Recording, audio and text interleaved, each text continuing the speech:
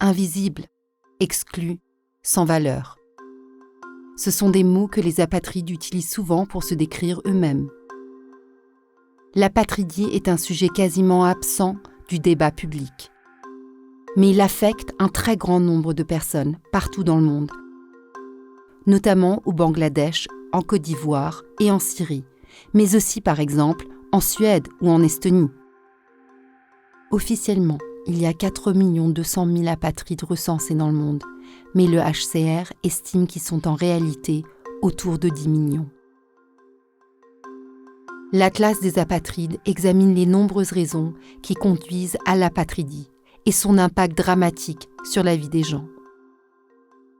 Comme le fait de ne pas être autorisé à voter, à voyager, à travailler, à louer un appartement ou même à se voir refuser l'accès aux soins médicaux les plus élémentaires. Cet atlas attire l'attention sur les nombreuses facettes de cette question complexe.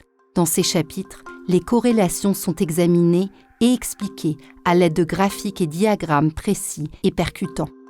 D'une part, il montre la dynamique globale de l'apatridie, comme la discrimination structurelle fondée sur le sexe qui empêche les femmes dans 25 pays autour du monde de transmettre leur propre citoyenneté à leurs enfants.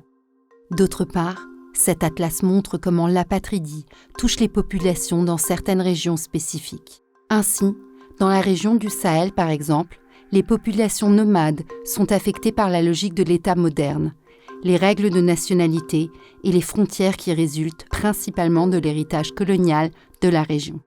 Et il montre comment certains contextes politiques actuels menacent de pousser encore plus de gens vers des situations d'apatridie, comme aux États-Unis, où plus de 200 000 migrants de diverses régions risquent d'être concernés par les restrictions prévues en matière de citoyenneté. Cet atlas contribue au débat indispensable sur les droits sociaux mondiaux et s'attache à proposer des solutions concrètes.